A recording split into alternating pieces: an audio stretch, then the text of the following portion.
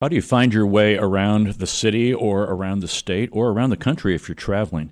Maybe you use some of the electronic maps that you find on your phone, but what happens if we had an EMP blast and none of that worked? Do you know how to read a map? We're going to talk about Mapping St. Louis, a history of the Gateway City in 40 rare maps on St. Louis in Tune.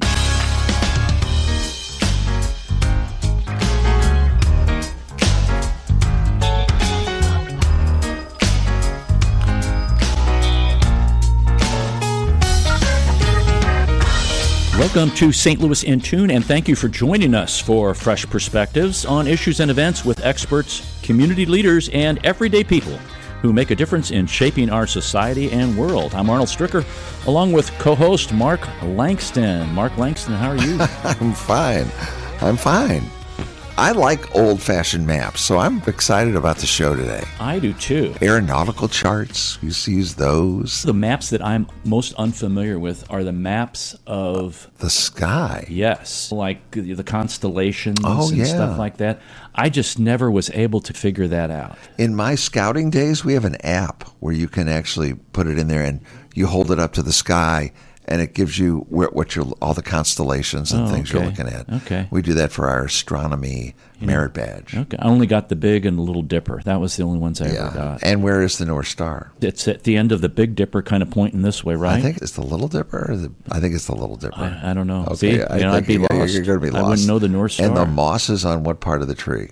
The north side. Good. Okay. I do know that so one. So far, so good. And solar panels on the north side, if you're in... Is that right? The southern hemisphere. Okay, see, I didn't know. That's something I didn't know. Okay. I'm learning things today. Okay. Wow. Oh, okay. We learn a lot on this show. We also try to help people be civil. Oh, it's about time. If you see someone looking for a place to sit and you have an empty chair at your table, wave them over and offer them the seat. If you don't know the person, it's a great way to get to know someone new. Now, a lot of people, they really don't want to engage people they don't know. It might be just their personality type. It might be that they're just not comfortable talking to people and being outgoing. When someone's looking for a place to sit and the place is packed, hey, we've got one right here. Come on over here. I have no strangers when I'm around. My kids always say, Dad's making friends again. My wife says the same Does thing. Does she say that about you? She says the same thing. And I've had more fun just talking to random people. Because nobody expects you to talk to them. No. It's true. And you can learn a lot from people. And that's how we have a lot of people on the show. I talk to people all the time. I know. We get finding out what they're doing. I know. It's crazy. It's like our guest today. We're going to talk to Andy eventually, aren't we? We are. Just checking. Okay. Andy Hahn's been on the show before, and he was on the show when we had Suzanne Corbett on with us. We talked about it was a feast for President Grant's birthday. President Grant's birthday was. Yep. I'm trying to get. It's the table to the gilded table and the from the farm table to the gilded farm table to the gilded table. That was just about 2 years ago. I can't remember. I can't read my writing. That was part of my problem. Farm table to the gilded table, and that show is on stlintune.com. You can check that out. That was very fascinating. And my wife and I, several weeks ago, went to the Campbell House, where Andy is the executive director of the Campbell House, and saw him there, and we went through that and. Amazing place. I highly recommend, if you've not been to the Campbell House in St. Louis, you need to go. Where is it? Where's it located? It is on Locust Street, 15th and Locust Street. Oh, okay. And we will talk more about that. But Andy's here to talk about this book. It's brand new, folks. Matter of fact, it's still warm from the printer. I have to have some gloves on to hold it. It's called Mapping St. Louis, a History of the Gateway City in 40 Rare Maps by Andrew W. Hahn. Andy, welcome back to St. Louis in Tune. Thank you. Appreciate the invitation. This book is crazy, and it's crazy good, folks. I was going to say, hopefully in a good way. Oh, in a great way, because I've never seen some of these maps before in my life. And not that I'm a map connoisseur. I do love maps. I'm a nerd. Growing up, I would read the Encyclopedia Britannica. And it sounds kind of weird, but I would go through and learn things that way. And when I go through here, I read things that I've never known before. And there's a lot of pictures, there's a lot of words, but there are some things here that are they're just astounding about the city of St. Louis here. Oh, yeah. The history of St. Louis. Why did you write this book? I have always been fascinated with maps from the time I was a little kid. In my grandparents' home in Webster Groves, they had a study, and on the wall of that study in the 1950s, they put on the wall a giant map of the world. And they just didn't hang it. They used like wallpaper paste to like permanently affix it to the wall. So I grew up with that and was just couldn't get enough of it. They were big travelers. They would come back from a trip, and my grandma would point out on the map where they had been. And when I was about 5 years old, I could, next to the map, there was this like bamboo stick, and I could point out where Madagascar was and Norway, and that got me hooked on maps and just being interested in what they tell you about the world and the world today and history. And then when I started to work at the Campbell House, my job's all about history and involves a lot of maps of the city, maps of the West. And so these kind of passion grew, and about 10 years ago I thought that would be a cool book. You could tell the whole history of the city just through the lens of map, and that was the goal, and I think that's what I did. That's very interesting. You're a seventh-generation St. Louisan. Yes. I've never met a seventh-generation St. Louisan. I think there's some that are 10th generation and more, but on my dad's side, he had an ancestor who was born here around the year 1800. And that's about the farthest I can go back in my family tree. Oh, my gosh, that's crazy. Yeah. That is. Yeah. So we use crazy on this show. It's like unbelievable. That's that acronym there. So you were a student at St. Louis University. You interned at the Couples House. Now, you got to listen to he's got a pedigree background, Mark, in history, and he loves houses. He interned at the Couples House, and then in 2003 he worked as director of the Campbell House Museum. And that's when you started there. Sure. And 1851 Townhouse in downtown St. Louis. You also serve on the American Association of State and Local History Historic House Committee and the board of Lafayette Park Conservatory and Friends of Tower Grove Park. You're really engaged in a historical aspect of St. Louis and upholding that. Did that come from spending time at your grandparents and seeing the map and all that kind of history? Certainly. History was always my favorite subject. I always did bet, and I think that came out of those early days of learning about maps. And this room in my grandparents' house where the map was actually a library.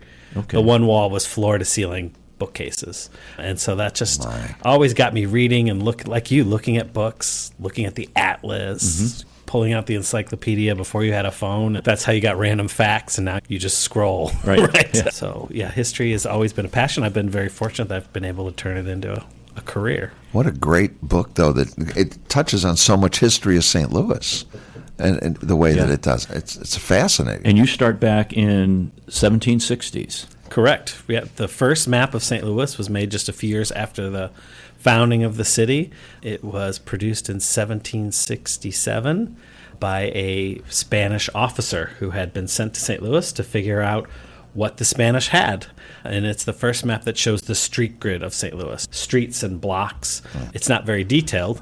It actually shows the whole confluence area. It goes down from the Merrimack River all the way up to Missouri, but right there in the middle is St. Louis. Wow. So that's a cool map. And what I love about that map is it actually shows in 1767 there were more people living on the Illinois side of the river than the Missouri side of the river. And people had been living here for many generations, but the founding of St. Louis started to bring people west. Exactly. Right. Yeah. Gateway to the way. Yeah. And that's something. And some of these maps are like full 2 pages, folks. Like I'm going to show you. This is that map that Andy was talking about here. And I'm trying to get some people salivating so that they buy this book. That's good. There is just so much here.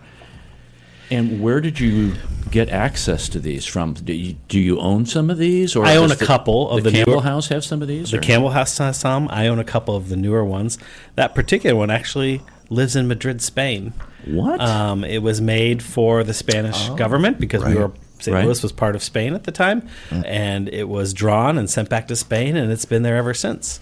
And did you find out about this? About 100 years ago, it was, quote, rediscovered, because through the 19th century and early 20th century, St. Louisans didn't even know this early map existed. So I've learned about it.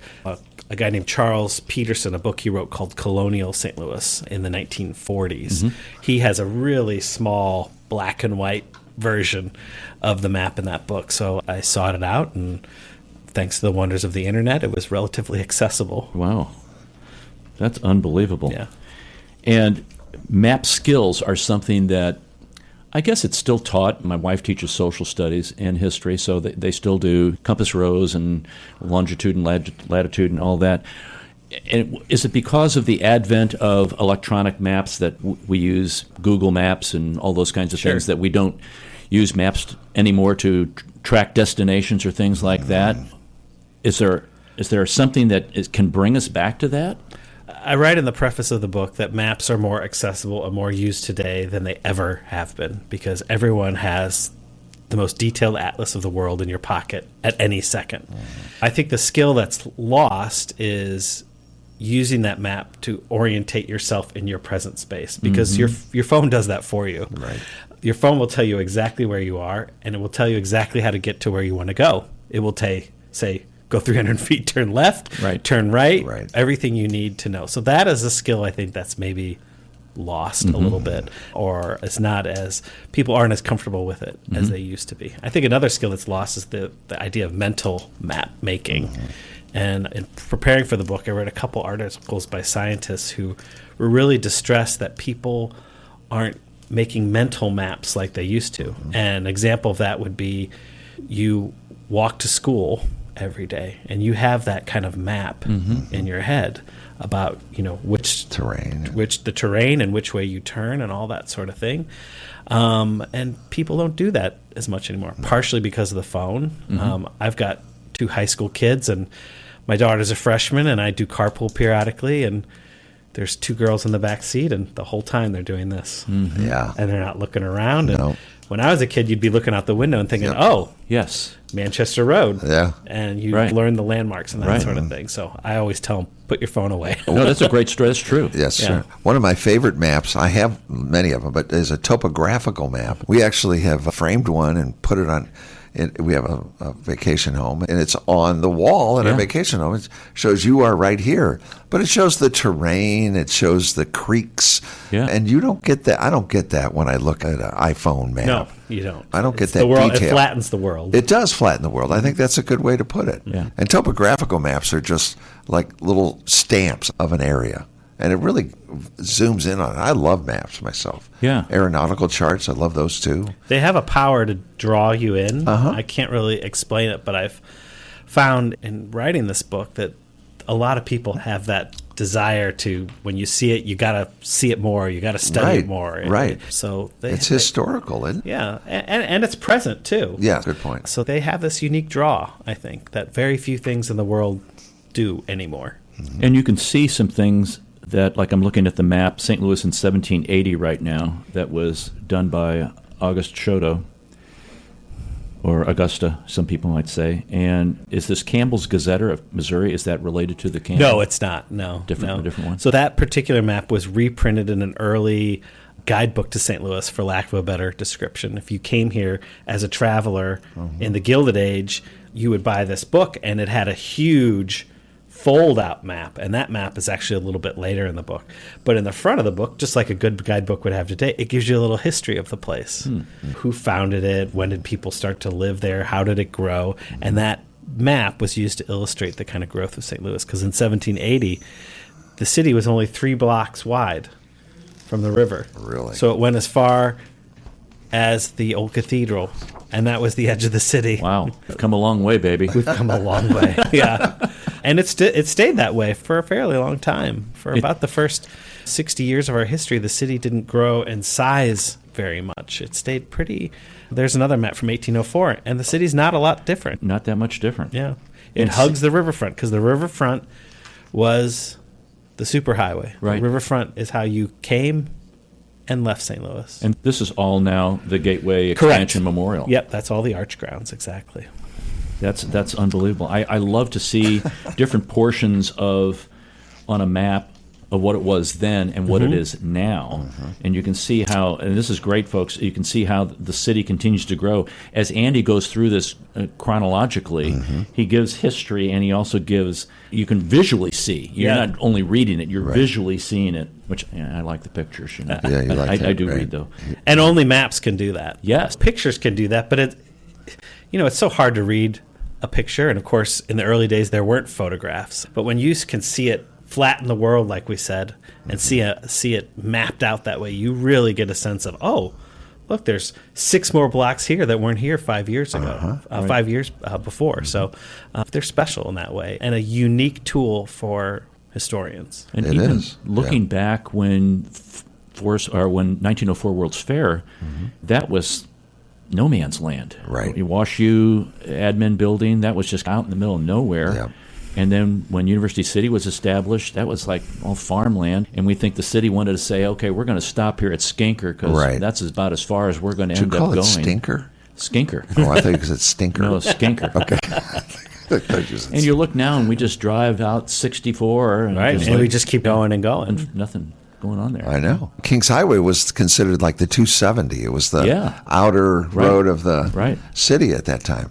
Now, I'm from Maplewood, and I love the maps of Maplewood because Maplewood traded or sold a corner of Maplewood. So if you look at the old maps, it's almost a square. If you look at the new maps, you can see where there's a bite taken out of it, where they traded with Richmond Heights, I think. And the housing stock is different there, too. They're brick, and Maplewood's mostly stick homes. Anyway, but the maps, seeing those maps, it's like you say, it's historical. It gives you a historical perspective of what's happened and then where you are now today, and I think it's fascinating. And maybe where you're going. Yeah. The last map in the book is from 2021. And it is the new St. Louis ward map.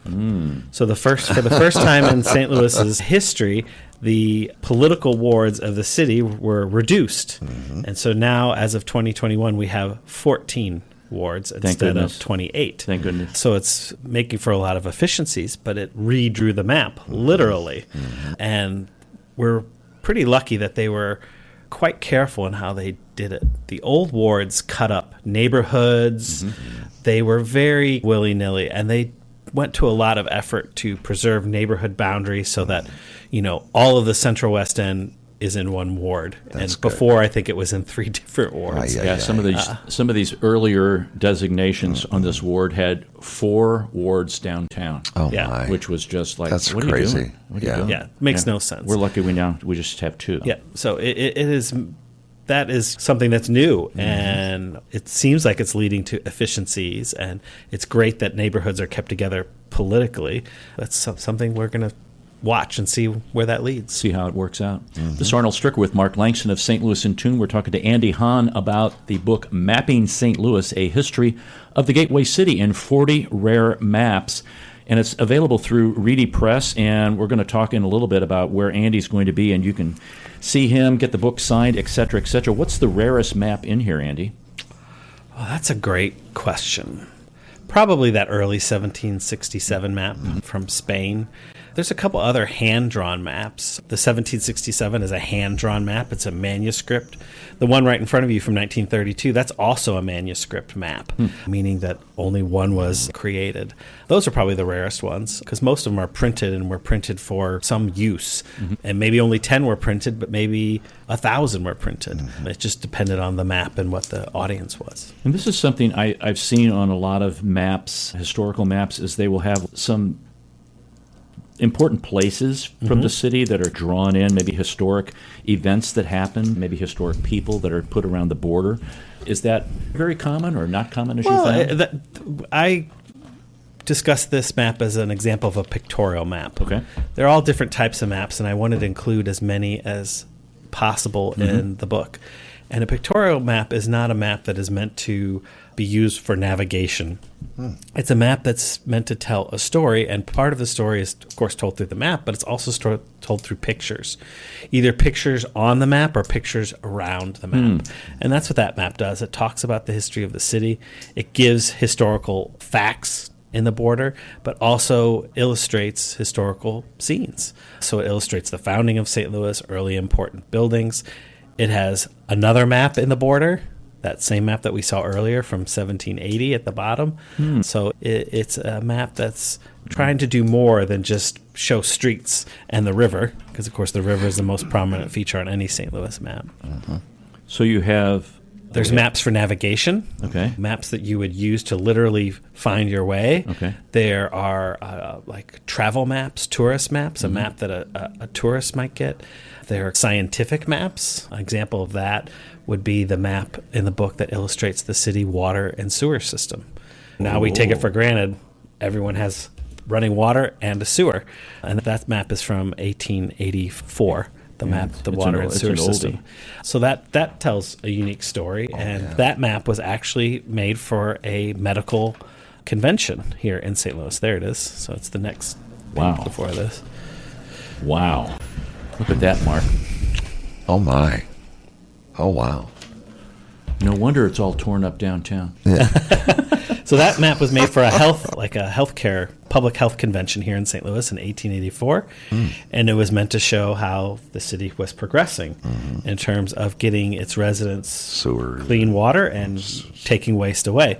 And it's color coded. There's 3 colors on there, but you'll probably note that when you just glance at the map, that at least half of the city in 1884 has neither running water or sewers. So what's the third color for? What was the third color? So there's one color green. That means that area of town had water and sewer. Okay. Blue means it only had water and no sewer. And then there's a yellow color, and that's only sewer and no water. So it was growing, and sometimes they didn't grow at the same pace. I'm not sure what I'd want and not want if I was in there. Water is pretty important, but sewer is pretty important. Yeah. Sewers, I don't know.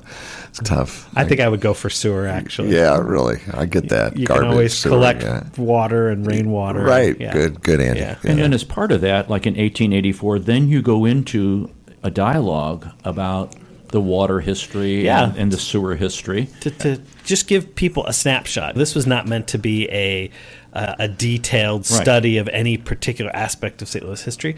But here's the map. We're going to look at this story through the lens of this map, and then I tried to tell a little bit of that story in about 600 or 700 words. So are you trying to get people to do more investigation on their own from looking at this and reading this book? Or what's the end goal?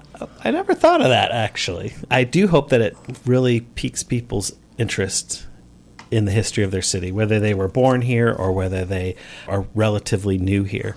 So I'm hoping it just gets people thinking about the city they live in and all the different aspects of it, both past and present. Okay. This is Arnold Stricker with Mark Langston. We're talking to Andy Hahn about the book Mapping St. Louis, and we're going to come back and talk more about that. We're going to take a little break here.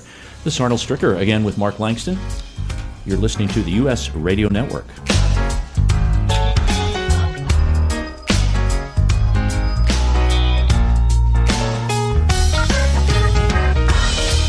The United States has a strong tradition of welcoming newcomers and refugees.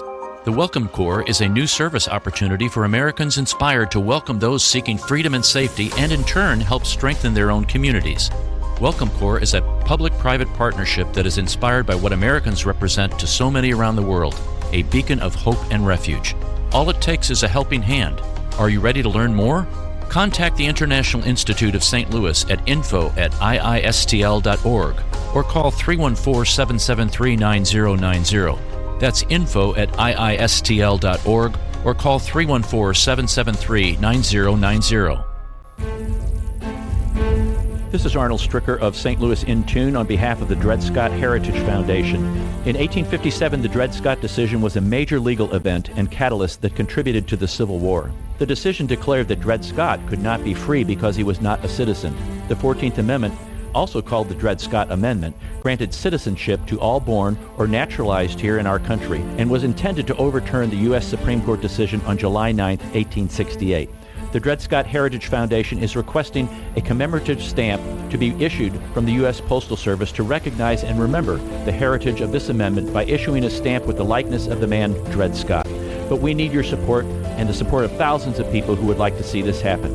To achieve this goal, we ask you to download, sign, and share the one-page petition with others. To find the petition, please go to dredscottlives.org and click on the Dred Scott Petition Drive on the right side of the page. On behalf of the Dred Scott Heritage Foundation, this has been Arnold Stricker of St. Louis in Tune.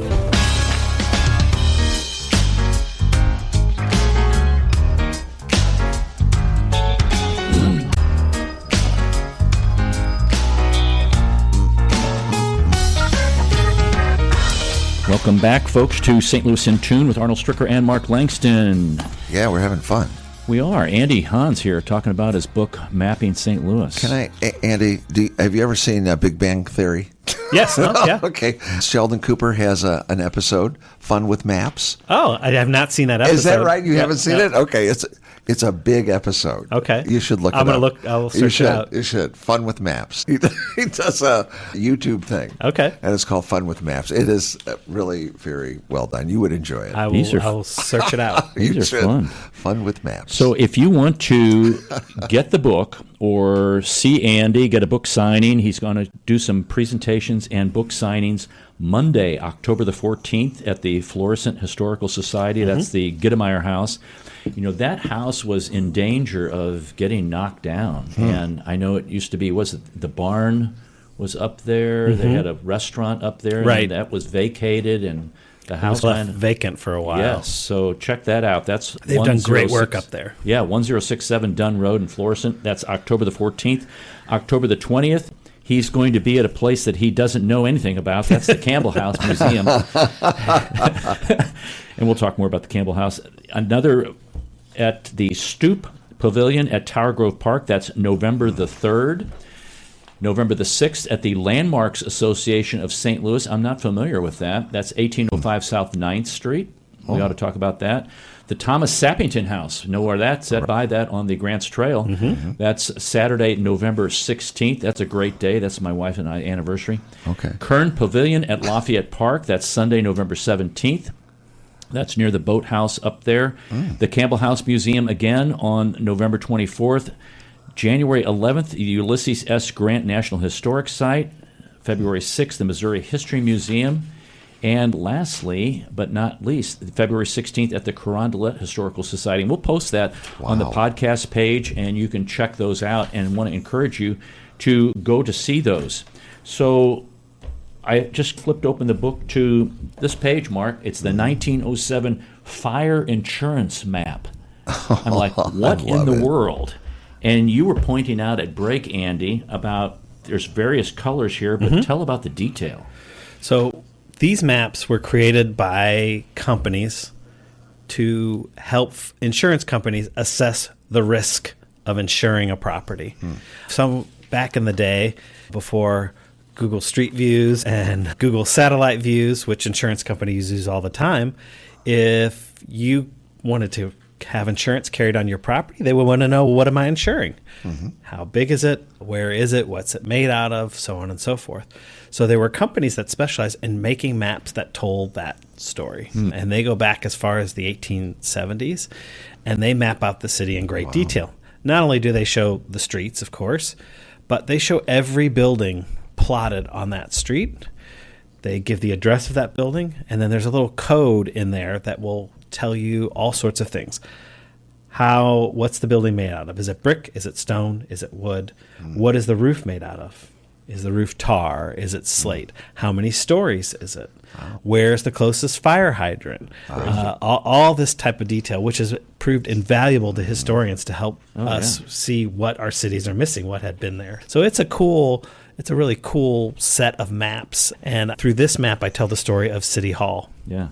Because City Hall in the early 20th century was brand new.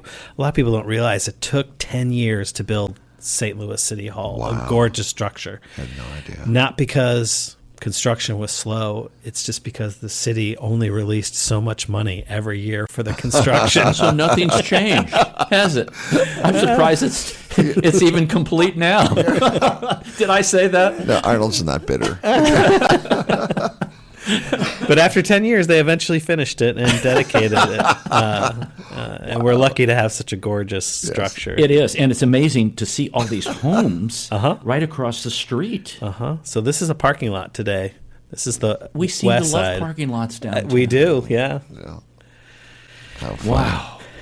It's just amazing. I've noticed some of these old. Did they ever do anything with distances? I'd bring out a compass and some of the maps I use. And some of the old maps, though, I'm looking. I'm going, how can I tell a distance, like a mile or whatever? So this map from 1882 does just that.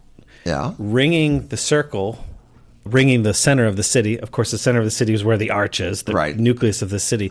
There's a series of concentric rings that fan out that will tell you how many miles. And this is actually a tourist map. And so that map was meant to, when you bought it, it was folded. And if you look carefully at this illustration, you could see all of the creases in the folds. Okay, and those were... And you can see these rings, and that tells you how many miles you are from the center of the city. I see. So I think each one of these is 2 miles, if I'm not mistaken.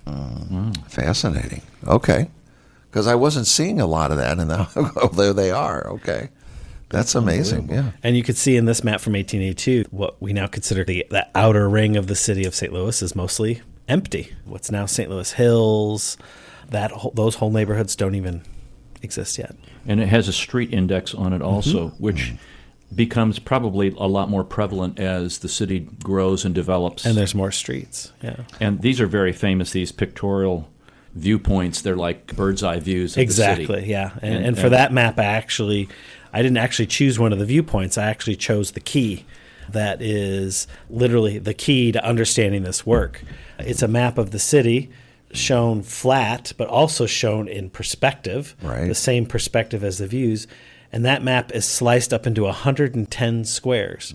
And each one of those squares is numbered, and that's the plate to help you navigate yourself through the book. And they really get into the detail of that. Yes, it's an amazing work. It is. Someone needs to write a work just on that book because it's an unbelievable... That's the Compton and Dry record of our city, exactly, from 1875.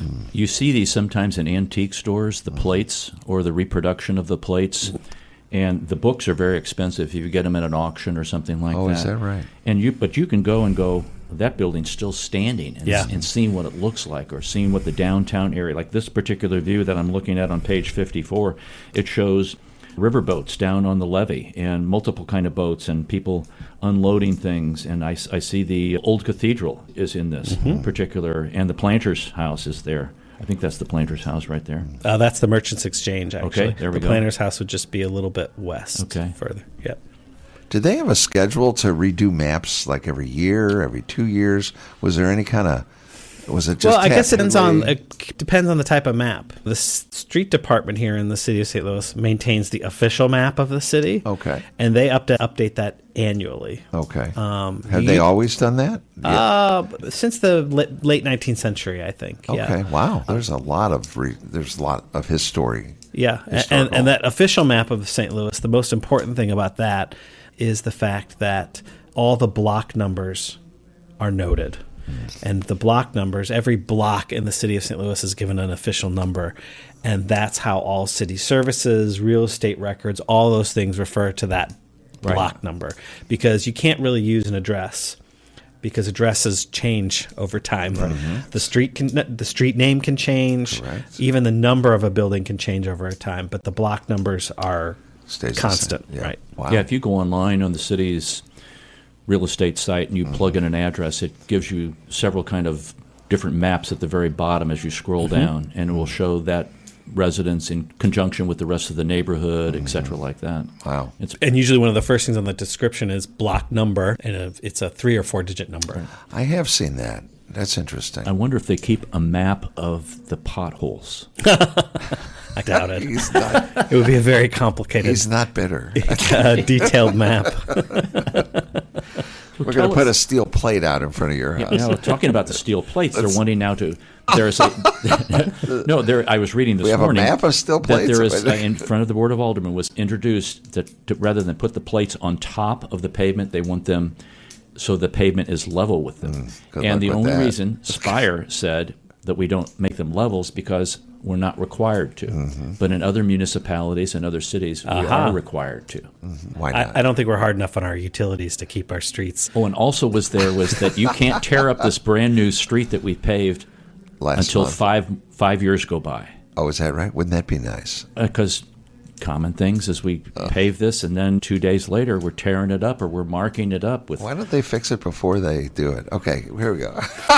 He's taking one of those exit ramps, Andy. One of the things that has been fixed up very nicely is the place where Andy is director. Is it director or executive director? Executive director. Executive director. It's the Campbell House. Touch. Give us a little history of the Campbell House. Andy, you've been there a long time, and it is a wonderful... I don't want to call it... It is a museum, but it's a house of history. Yeah, I've been fortunate enough to work there for over 20 years What? now. Get out of here. He You're doesn't kidding look that me. old, does he? No, he doesn't. Congratulations. Thank you. That's really great. So 20 years of my, Wow. the bulk of my career has been spent there, and it is a special place. As you said, it's not just a museum and it's not just a house. It's in many ways a living, breathing place, even though the people that live there have been gone a very long time. The story of St. Louis lives on in what they left us, in their furniture, in their carriages, in their papers. So we're open to the public 5 days a week, and people come down and visit us. And the visit to us is maybe not like a lot of museums, because at the Campbell House you're greeted at the front door, and a docent actually walks with you through the entire building. So everyone gets a guided tour.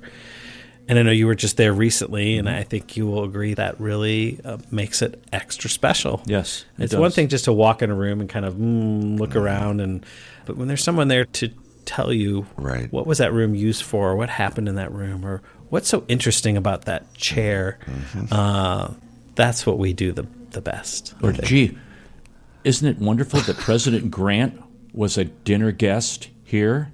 In that house. Yes, and that he actually went out on the front porch or the front area when a band was playing out there and people were coming. Yeah. Yeah, and he waved to the crowd, Yeah. and there was supposedly the newspaper talks about 5,000 people out in front of the house. They knew the president was there, and everyone wanted to get a glimpse of him, and he stepped out, and he waved, and this is quoted in the newspaper and how the reporter got this. Maybe he just made it up. But standing next to him was Mrs. Campbell, Virginia, and she said to him, or he said to her, "You have no idea how exhausting this is to be feted." And, Right. and Mrs. Yeah. Campbell supposedly replied, "Well, General, it's just to honor the people who love you." Yeah. Good answer. Yeah. That was a very diplomatic and very good answer. And how maybe the reporter was standing right there under them, I don't know. But I've always wondered, how did they get that? Yeah, had one of those miracle ears. I think what's very special about it is when you look at that house, the affluent area of St. Louis, and it was originally called Lucas Place. Exactly. And it's now Locust Street. But the street was lined with these houses, and now it's the only one. Wow. The only one. And you have... Wow. And what was around it was one of the first high schools, west of the Mississippi? The first high school west of the Mississippi opened in 1856. The St. Louis Art Museum was up the street. Right. Washington University was literally just around the corner. Tear it all down. Tear it all down. And it is the only representative house of that time that was considered out in the boonies. Yeah, it was a mile from the river, and when it was built, people thought, why would you want to live so far away from the river. all the action? Yeah. A mile? Oh, this is before streetcars, and you walked everywhere. Yeah, you had to walk a mile. It has the original stone out front. You see this at Lafayette Square also, where it was a carriage step. So you would step on the stone, and then you could step up into the carriage. Yeah, because the neat. carriages have big wheels, and they're much higher off the ground than any SUV. And they have some carriages at the Campbell House. Very interesting. we have their very interesting. carriages, yeah. Encourage everyone to go. Wow. Yeah. It's open Monday through Friday? Or It's open Wednesday through Saturday, 10 to good. 4, and Sundays noon to 4. Okay, good. Yeah. So And you go down can on literally Sat- go like we did. We just went right up, knocked on the door. No. A docent answered and took us on the tour. Yeah. And the end of the year, we have a couple special things. The last 2 weeks of February, we recreate Robert Campbell's funeral.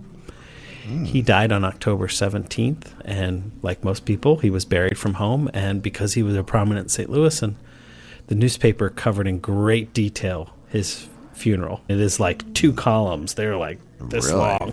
And so we recreate that. There's a coffin in there and flowers and everything, black crepe draped. And so we do that through Halloween, and it culminates in our twilight tours with the Morning Society of St. Louis the Friday before Halloween. And then from mid-November through mid-January, we have our old-fashioned Victorian Christmas. I don't think I knew how influential he was nationally at the time, not only financially. He was like one of the richest men in the country, and then his influence. Can you just give us a little bio about Mr. Campbell? He was an Irish immigrant. He came to St. Louis as a teenager. This was over 200 years ago. He was 19 when he arrived here. And he made his first career and a name for himself in the fur trade. That involved going west to the Rocky Mountains where the beavers were. That was the most valuable fur. And that first trip involved a 9-month walk one way from St. Louis. A walk? A walk. They walked. Wow. Because the horses were loaded down with all their goods that they were going to supplies and everything they were going to trade with. So they walked next to the horses. Wow. Eventually, he and a partner named Bill Sublette would start their own company. They would build a place called Fort Laramie, which became the halfway stop on the Oregon Trail. Sublette and Campbell would help found Kansas City, Missouri. After Sublette died, Robert would continue on his own and got involved in banking and steamboats and eventually the railroads. And at the end of his life, he owned the largest hotel in St. Louis. It was called the Southern Hotel. And he was like one of the original mountain men. Yeah, he was one of the first white Americans to see the Grand Tetons and the Great Salt Lake and the geysers of Yellowstone. When he was going out there, the historians describe the Rocky Mountains as a mystery, to the point where they make the comparison that we knew more about the moon when we sent men there than they knew about the Rocky Mountains when the mountain men went there. It was that unknown. And of course, the trip to the moon was a lot faster than it was to the Rocky Mountains. Yeah. You figure a 9-month walk one way. Wow. Yeah. Oh, yeah. They had to come back, didn't they? Yeah. Back was easier because you could float back. But yeah, it was not for the faint of heart, for sure. Cannot imagine. Is there a surprise in here? A surprise. Like I look at these, I thought these maps were very interesting where they talk about densities. This is the density of the Negro population, trends of population, suicide rates that are mapped in here. What? Rentals. And this is the Irish population. I think that set of maps is the most powerful. Mm-hmm. And the one that I feature in particular in the beginning of that section is what's called the redline map. Oh. That was the map that really enforced segregation in St. Louis. That map was created from the 1930 census. And the name of the map is Distribution of the Negro Population of St. Louis. And in 22 districts, they plotted out how many residents in that area of the city were black. And what the city officials and real estate agents did is they selected some of those districts, and they literally, on this map, drew red lines around the borders. And if you were a person of color in St. Louis before the 1960s, you could not buy property outside of those lines. So that's a pretty powerful map. It really shows that if you were black, you could live here, but not there. That's wrong. Yeah. Yes. And it has percentages here also. Yeah. So that's a powerful set of maps, those statistical maps from the 1930 census. Wow. We've come a long way in some things. This particular map I'm looking at is an aerial. It's the Adult Education Council of Greater St. Louis. What does this map tell us, Andy? That map is interesting for a couple different reasons. One, it's in this crazy perspective. It is. It's not just looking down, flatten the map. It's taken the map and tilted it and created this really, I find it uncomfortable to look at almost, especially when you look at the western part of the city because it seems distorted almost. Yes, it is. But that was the artist's intention, not necessarily to make it uncomfortable, but to create that kind of perspective. And the goal of that map was really to illustrate the educational opportunities in St. Louis in those years right after World War II. So where all the schools were, whether it was a high school or a university, where you could take classes like at places like at the YMCA. It even notes on that map where the bookmobile stops are. Love it. I used to love the bookmobile. I don't know if they even do it anymore. I don't know either. Yeah. I love that too. Yeah. It's one of my favorite things. Is there anything you haven't covered in here? Like we have the educational, we sure. have the real estate. It was actually really difficult to winnow it down to 40 maps. Really?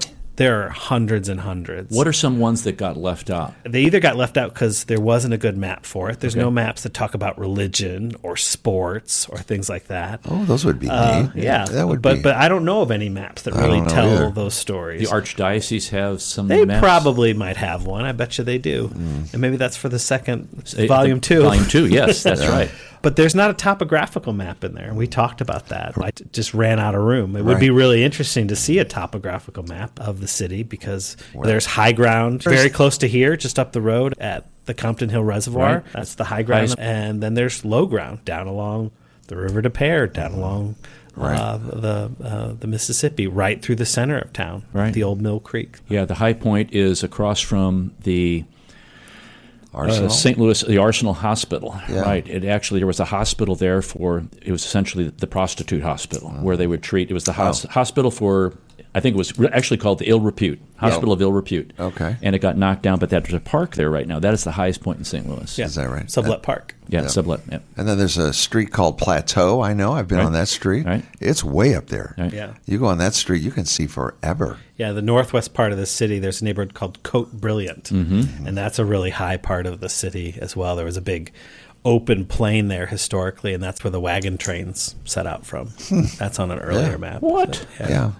I like topographicals. Gosh. Fun with maps.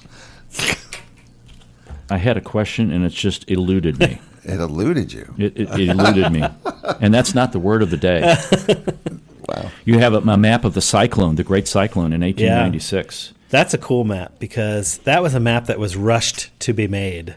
On May 27th, 1896, a cyclone ripped through St. Louis.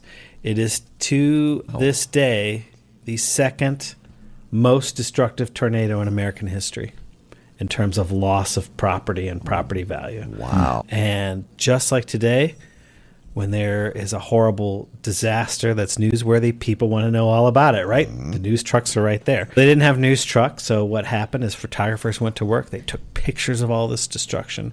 There's dozens of different books that show photographs of the tornado. There were newspaper accounts, of course. People then would compile those newspaper accounts into a book, and someone made a map. And he took a map that already existed, an existing map, and basically what he did is he had printed on top of that map this red splotch. And the red splotch shows the path of destruction of the tornado. And it starts in the Clifton Heights neighborhood, and the twister is fairly small.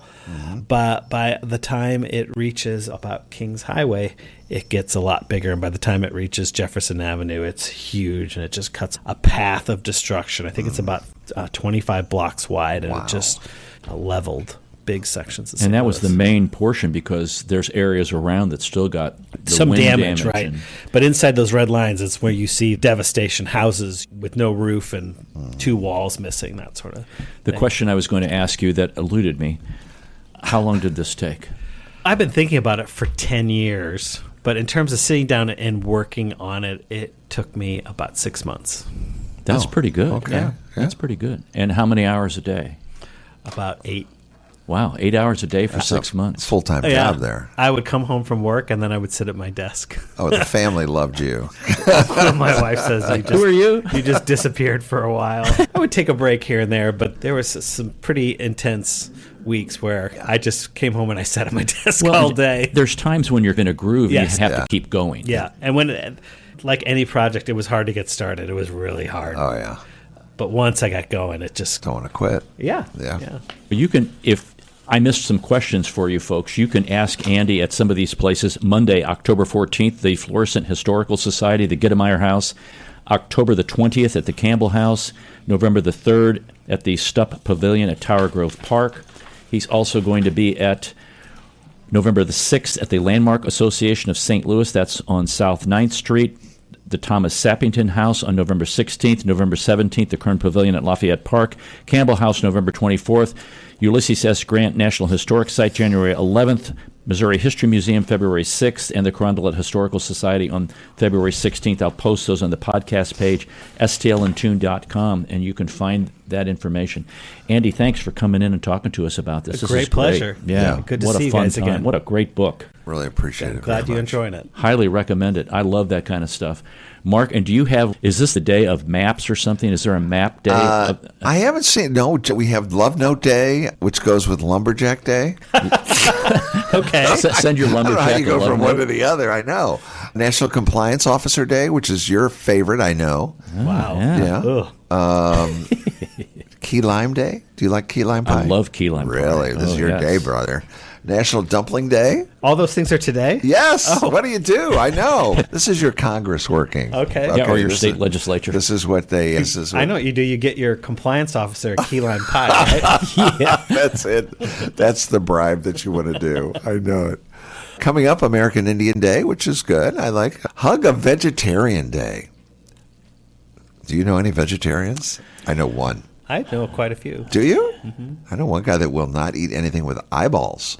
I probably know more vegetarians than I do vegans. Is that right? Yeah. I thought the eyeball thing was interesting because some vegetarians will eat fish. Yeah. Yeah, but I know one that says if it's got eyeballs, I'm not eating it. Yep. This is what things we talk about. Morning show host day. Here we go. That's us. Yeah.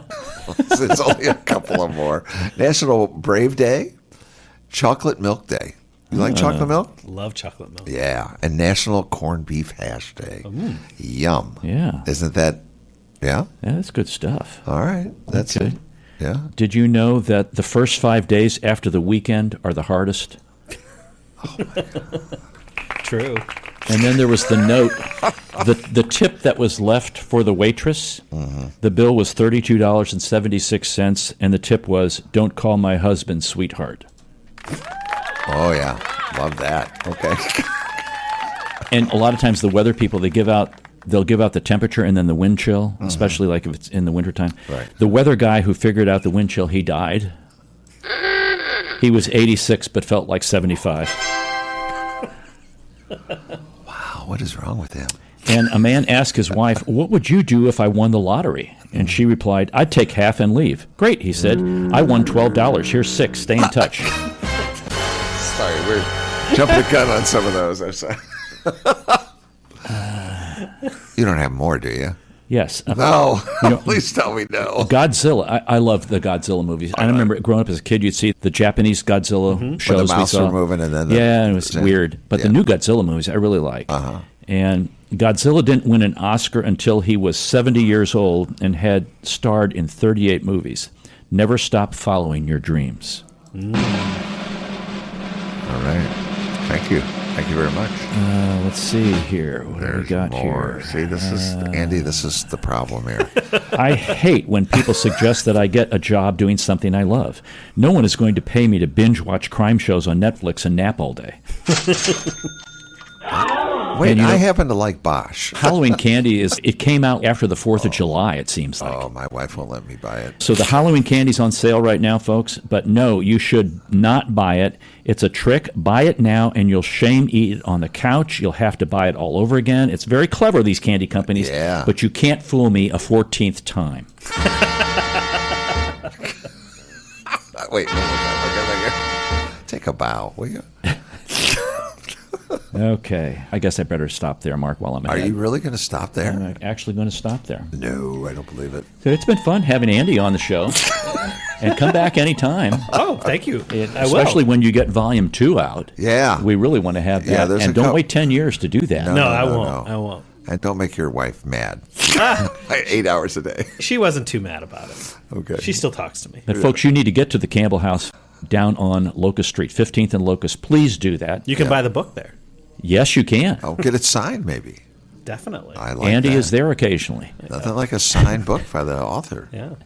I know. That's true. And we'll post those other dates and places on the podcast page. That's all for this hour. Thank you for listening. If you've enjoyed this episode, you can listen to additional shows at stlintune.com. Consider leaving a review on Apple Podcasts, Podchaser, or your preferred podcast platform.